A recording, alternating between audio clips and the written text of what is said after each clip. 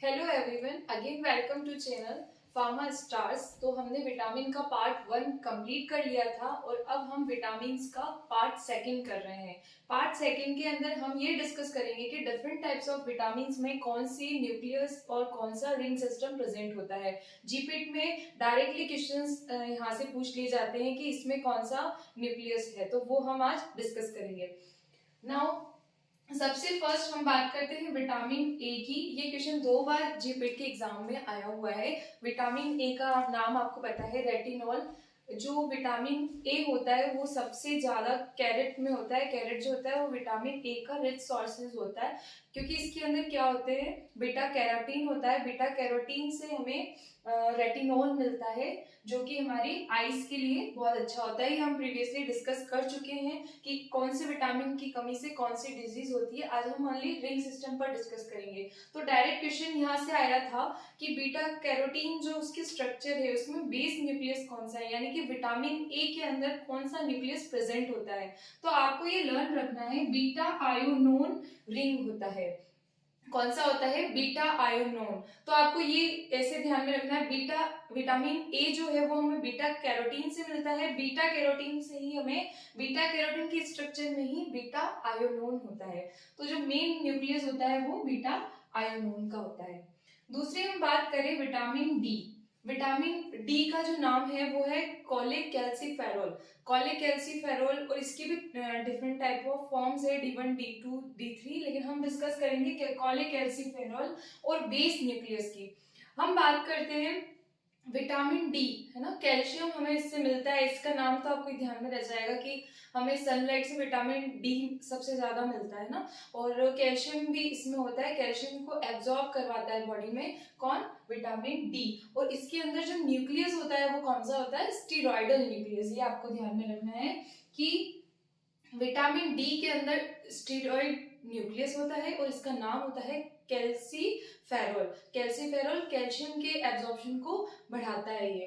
दूसरा चीज है हमारा, नेक्स्ट आ गया हमारा विटामिन ई। विटामिन ई का जो सिंपलेस्ट नेम है वो है टोकोफेरॉल। इसका क्या नाम है?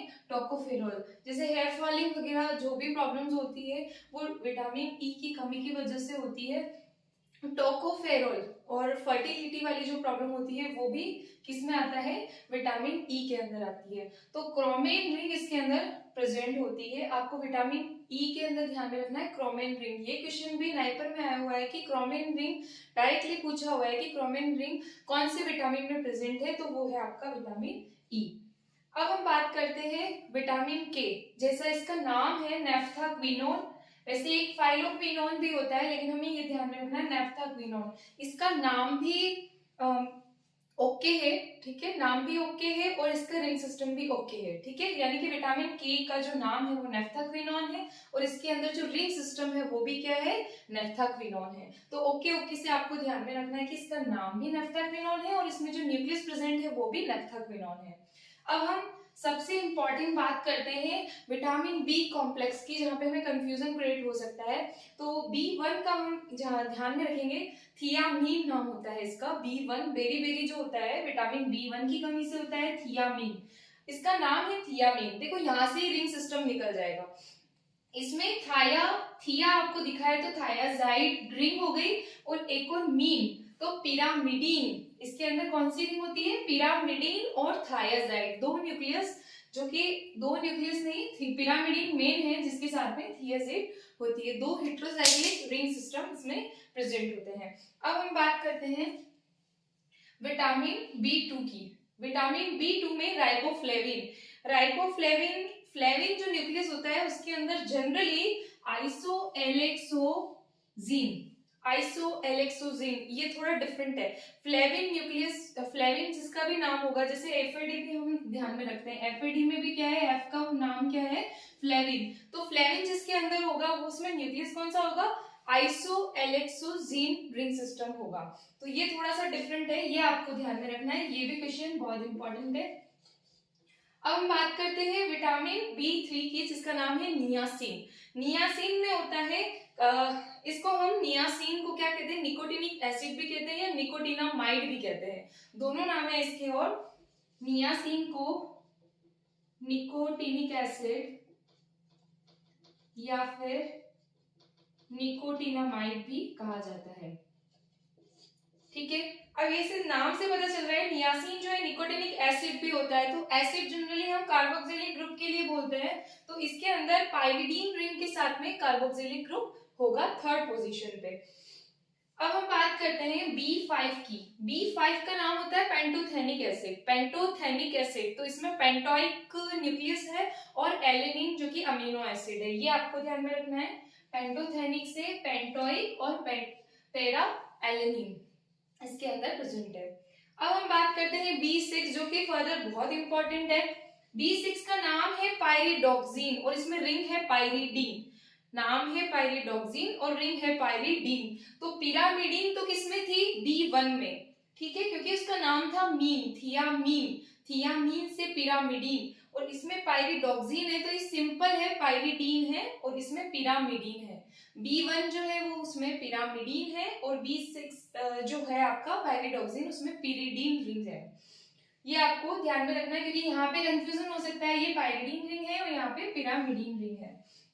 अब हम आ जाते हैं B7 पे। B7 biotin. बायोटीन के अंदर बहुत डिफरेंट है, बायोटीन नाम से ही आपको पता चल रहा है, तो बायोटीन थोड़ा सा डिफरेंट है। तो इसमें कौन सा रिंग सिस्टम होता है? इमिडाजोल रिंग सिस्टम, ठीक है, थोड़ा सा डिफरेंट है, इमिडाजोल और थियोफिन, ठीक है। तो इमिडाजोल और थियोफिन, आपको स्ट्रक्चर पता ही होगी हेटेरोसाइक्लिक कंपाउंड्स में, तो ये इसकी स्ट्रक्चर होती है इमिडाजोल की, ठीक है, आपको ये ध्यान में रखनी है। अब हम बात करते हैं B9 की, फॉलिक एसिड। फॉलिक एसिड हम बहुत सारी जगह पढ़ चुके हैं, जैसे सल्फोनेमाइड्स हो गए, तो उसमें क्या क्या कंपाउंड्स होते हैं, जैसे para amino benzoic acid as a precursor होता है, या फिर टेरिडीन रिंग सिस्टम होता है, या फिर किसी में ग्लूटामिक एसिड होता है। लेकिन विटामिन B9 जो है फॉलिक एसिड, जिसकी कमी की वजह से मिगेलोब्लास्टिक एनीमिया होता है, उसके अंदर तीनों रिंग सिस्टम होती है, टेरिडीन रिंग सिस्टम होती है, पावा रिंग सिस्टम होता है, ग्लूटामिक एसिड होता है। तो ये तीनों कंपोजिशन मिलके विटामिन B9 बनाते हैं, जिसे हम फॉलिक एसिड कहते हैं। अब हम बात करते हैं विटामिन B12 की। B12 सिंपल है, कोबालेमिन, साइनोकोबालेमिन इसका नाम होता है, इसकी कमी से पर्सीनियस एनीमिया होता है B12 की कमी से। और इसमें जो रिंग सिस्टम होता है वो सिंपल 4 पायरोल रिंग होती है, लेकिन इसका स्ट्रक्चर बहुत ही ज्यादा कॉम्प्लेक्स होता है। जब आप इसकी स्ट्रक्चर देखोगे तो इसके जो स्ट्रक्चर है वो बहुत ज्यादा कॉम्प्लेक्स है, लेकिन इसमें जो मेन न्यूक्लियस है वो कौन सा है? पायरोल रिंग का है ना, जो कि अगर इमिडाजोल रिंग में से एक नाइट्रोजन अगर आप हटा देंगे तो वो पायरोल बन जाएगा। दूसरी बात करते हैं हम, एक और बच गया हमारा विटामिन सी, एस्कॉर्बिक एसिड इसका नाम होता है। एस्कॉर्बिक एसिड की जो स्ट्रक्चर होती है वो जनरली हमें ऐसी लगती है जैसे हम हेक्सोस शुगर की देख रहे हैं, तो इसके अंदर मेन न्यूक्लियस कौन सा होता है? रिजेंबल टू हेक्सोस शुगर, ठीक है, तो ये आपको ध्यान में रखना है। और ये आपके सारे विटामिन हो गए, उनके नेम्स हो गए, और उनके अंदर रिंग सिस्टम कौन कौन सी प्रेजेंट होती है, इसके अलावा कोई कहीं से क्वेश्चन नहीं आ सकता। तो आप ये एक बार इसको पूरा से अच्छे से लर्न कीजिए कि किसमें कौन सा रिंग सिस्टम है, किसकी कमी से कौन सी डिजीज होती है, जो हम पार्ट 1 में ले चुके हैं, और कौन सा किसका रिच सोर्स है या कोई एक्टिव कंपाउंड आ रहा है, तो वो आपको ध्यान में रखना है। तो इस तरह से विटामिन का जो टॉपिक है वो आज कंप्लीट होता है। और अगर आपको वीडियो अच्छी लगती है तो kindly like, share and subscribe. Thank you.